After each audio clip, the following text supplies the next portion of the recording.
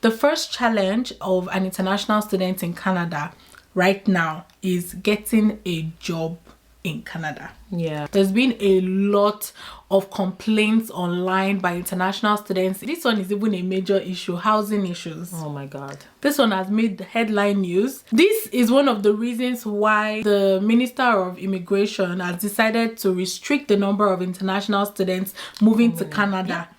Housing issues is a big deal right now across the country. Effective December 1st, DLI, which is designated learning institutions, will be required to confirm every applicant's letter of acceptance directly with IRCC.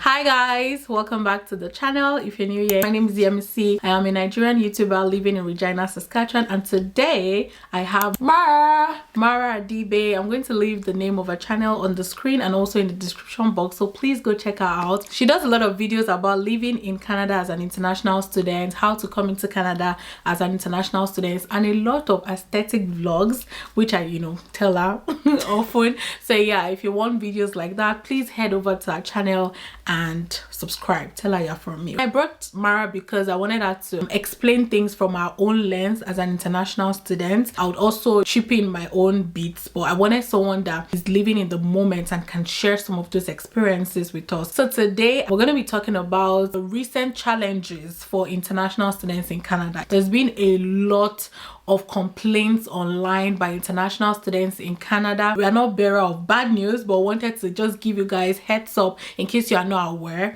and also tell you probably how you can maneuver some of these things and get prepared.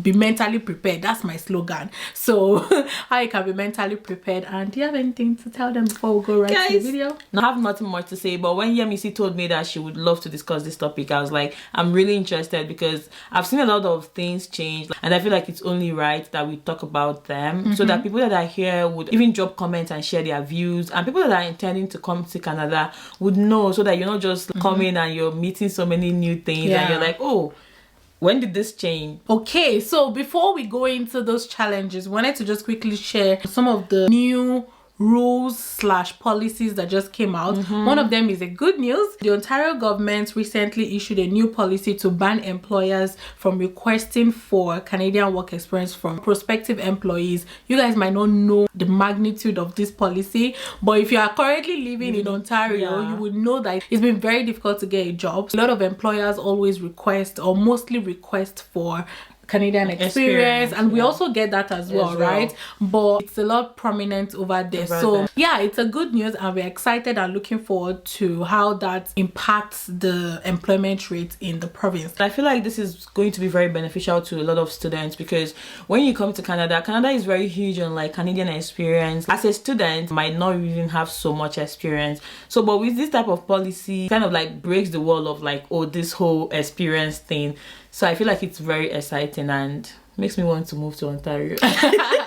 No, but I think gradually all the provinces will start implementing like same policy. Just to touch on that a little bit. So when you come into the country as an international student, you might not be getting a full-time job for sure, because you have a restriction on your number of hours. Getting all those store jobs and all those school jobs, they're all counting towards your Canadian experience. So that's good. Another rule that just came out recently is that effective December 1st, DLI, which is designated learning institutions, will be required to confirm every applicant's letter of acceptance directly with IRCC. Now, the reason I'm talking about this is because some people use agents to process their applications, so you might not be aware. So inform your agents about it. Also be aware that every acceptance letter or admission letter that you get from your school going forward would be validated by IRCC before they proceed on your account. So that is effective December 1st. So you still have like few days to apply. Hopefully, if I post this video earlier, before that policy goes in effect. So to the interesting part, and the reason you clicked this video in the first place, the first challenge of an international student in Canada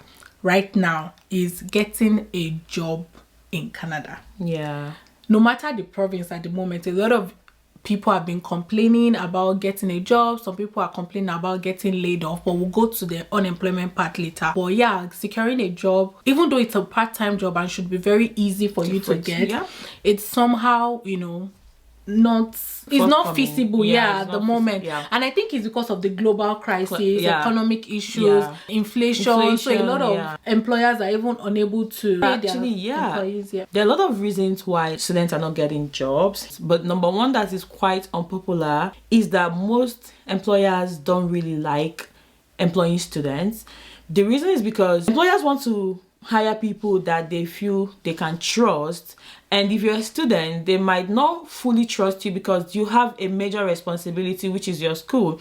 And IRCC also understands that your school is priority. Your school comes first. So when an employer needs you or they need certain things to be done, and those excuses come up, oh, I have to be in school, I have to do this in school, I have this program. Like when you are in school, like it's quite intense, and they understand. So they do it from a place of, you are so busy and we are sorry, like maybe this position is not for you, it's for someone that is not a student. They just feel like you might not be able to take up these responsibilities as a student. So it comes from a good place, but at the same time it's a challenge because some students can actually do that and still work, especially graduate students. They can do that and still work, but unfortunately employers might be like, this is a challenge for us. So that's also another aspect of it. Maybe that's one of the major issues, but I know that right now a lot of international students are finding it difficult to get a part-time job, and you guys know what that means, right? That means you are unable to probably pay off some of your tuition or pay off some of your living expenses and all of that. So yeah, it's a major challenge at the moment. I'm sure you guys have seen it in the news, people complaining and all. We just don't want to bring the problems to you. We also want to be able to say one or two things that can help you. One way that you can actually get jobs that I feel like works for me a lot is by talking to people. I know you've heard this a lot in Canada. Like when you are here, don't just be like, oh, you are self-sufficient. You can be by yourself. You have to learn to talk to people, talk to other Nigerians that you see around. Not just Nigerians, okay? Because I also have people here say that, oh, Nigerians here are not even willing to help their fellow Nigerians. But that is not the topic of the discussion. You can even talk to like white people, Indians. Expand your network, because I'm not even joking. All the jobs that I have, apart from the internship that I recently got, all of them came via people's referral, people's recommendation.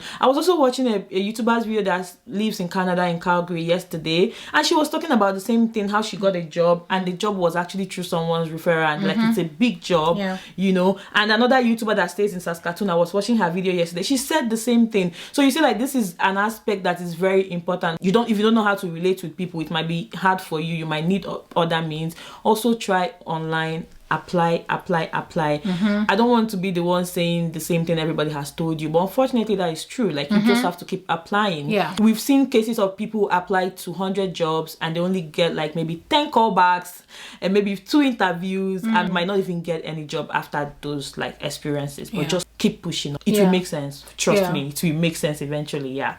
Me, I'll tell you that if you are one of those people that are timid and whatnot, it cannot work for you here. You just have to open up, because not only would it be a good skill or asset for you in the short time, it's also going to be a good skill for you in the long run. When you start working fully as a full-time worker, you are also going to need people's referrals.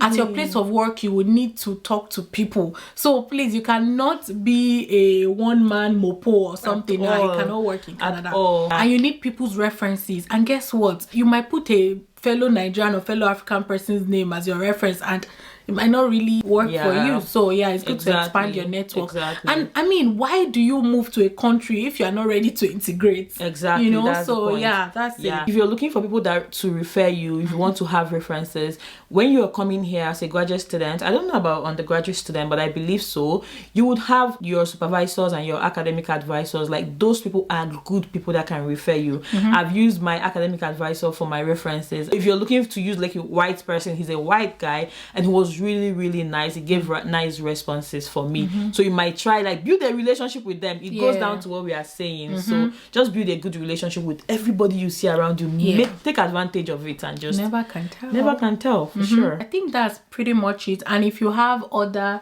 information or like around this, please let put us in the know comment section.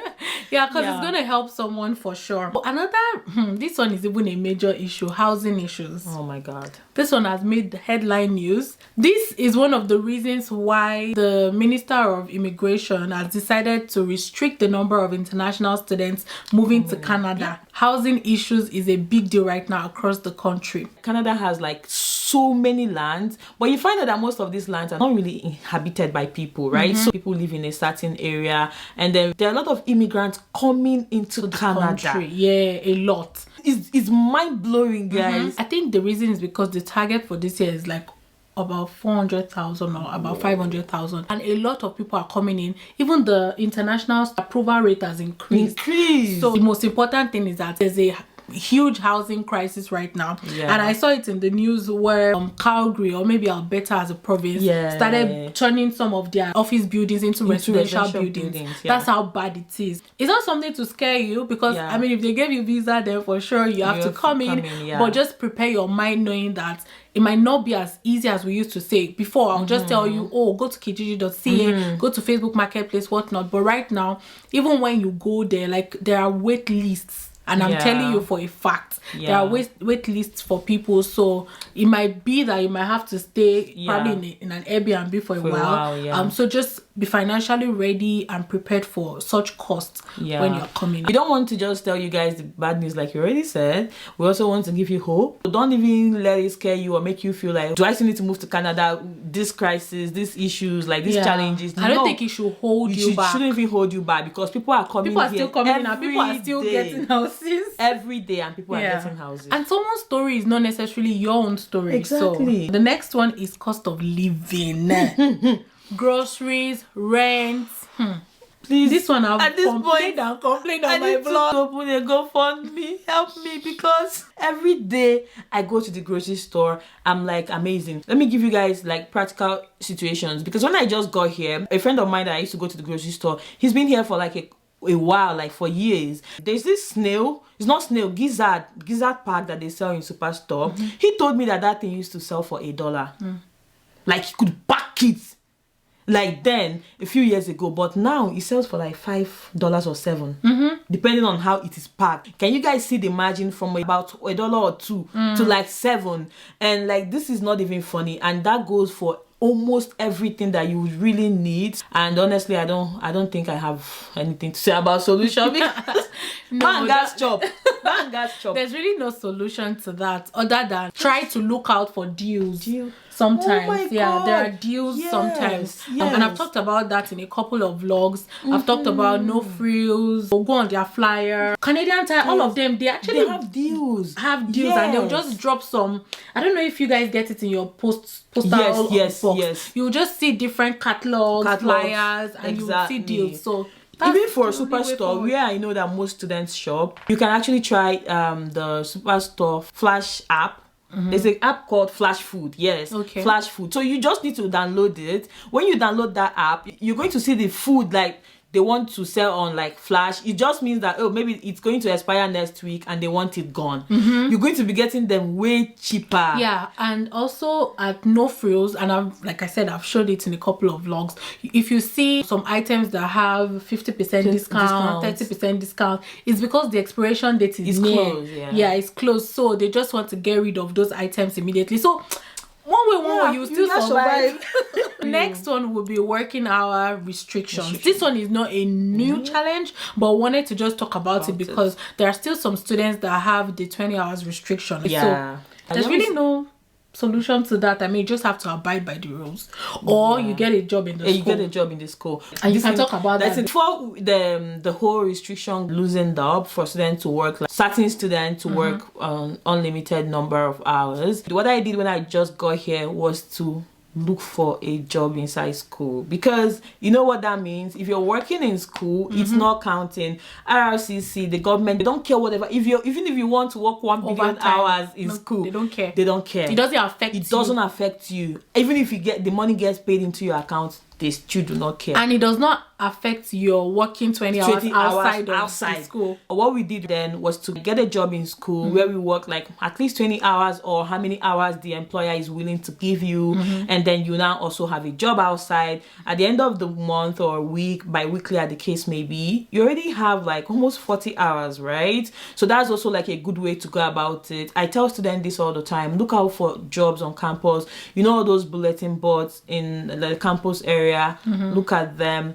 Ask around, just ask people. People are always going to like and you. Also check the school's website. There's usually that career section. I forgot to say that if you're in U of R, there's the school website. You're going to also see job postings, UR careers. You're going to see a lot of job postings. So just explore that, and any other school you find yourself in Canada, please explore it.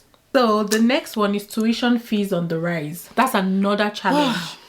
Oh my god, I was just sharing with Yemisi yesterday, was it? Yesterday on the phone, that I haven't even logged in to see my tuition balance because I'm so scared, like I'm nervous. But like there's been increase. How many percent Someone now? told me 40%. But like, I don't know. I don't know. And then again, it's very important to know that those things will differ for different schools. And different programs too. Like and different programs like, for sure. Canada is a country that is like autonomous in so many ways. So you're going to find that what is happening in this province might not be working in another province, and what is happening in this school might not be happening there. Even in a program, it might not be happening in a different program. Yeah, so true. You just have to find out for yourself. But there's been a rise, of course, in tuition. Of course, everything just boils down to inflation and just the economic crisis that is just going on in the world. Schools need more money. Better be prepared. Another one that I wanted to talk about is unemployment. Very huge. I think we kind of already touched on that when we talked about jobs. But unemployment has always been an issue. It's always been a wicked problem, and it will continue to be. You just reminded me of my lecturer, wicked problem. So wicked problems. Like there are problems that you can't really find a solution. Like it's hard to agree on a solution. So we're not going to... You can only mitigate it. You can't completely eradicate it. Like social policy. We can only manage and get by that, but unemployment is on the rise for sure. And that is also why we advise people, when you're coming to Canada, look out for courses that like are in demand. Although it's scary. I'm telling you, look out for courses that are in demand. I was also talking to someone yesterday. When he asked me, what program are you studying? I said, I'm doing my master's in sociology. And he was like, what's that? What can you really do with that? And then we started talking. I'm like, when you have a degree or when you have a master's degree, that is just an opportunity. That is a privilege that you have. Whatever skill or whatever career you want to make out of it is now left to you, okay? There are so many ways that you can equip yourself if you feel like you're doing a course that like might not really get you a job or doesn't have a particular career. You can transition into so many things with a degree or even like with a master's. Things like going into tech.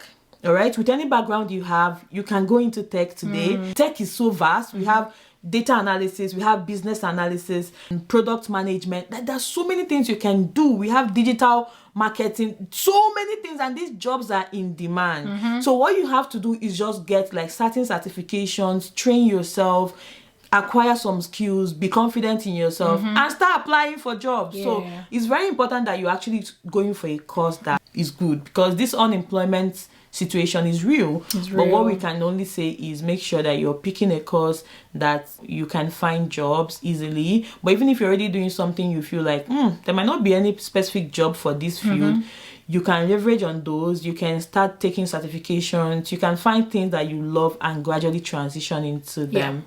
I love that.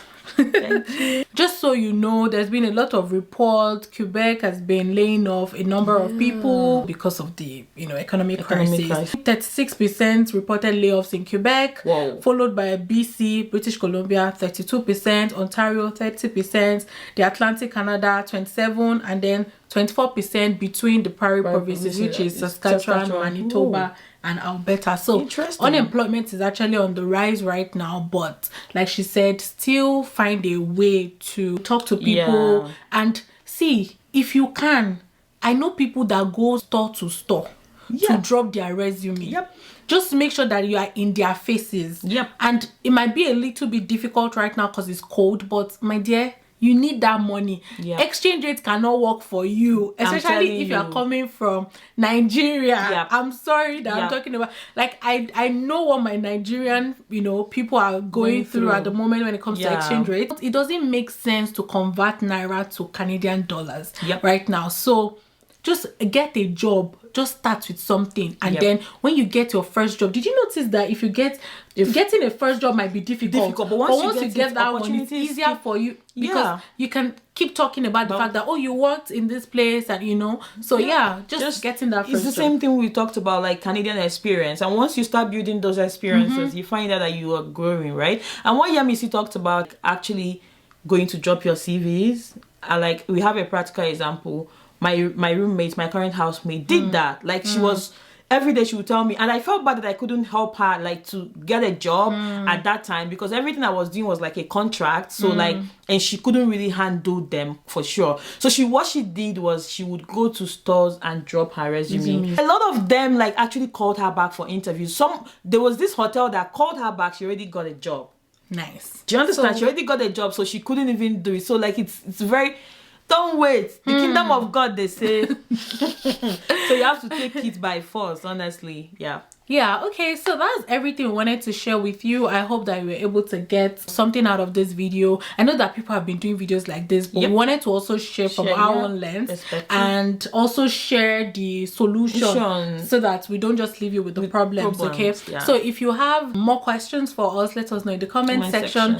And if you are living in Canada currently, you have more solutions, please let us know in the comment section, because it's going to be very, very helpful. Don't forget to head over to Mara's channel. I'm going to leave the link in the description box, and don't forget to like, share, and subscribe, and we'll see you guys in the next one. Bye guys. Bye guys.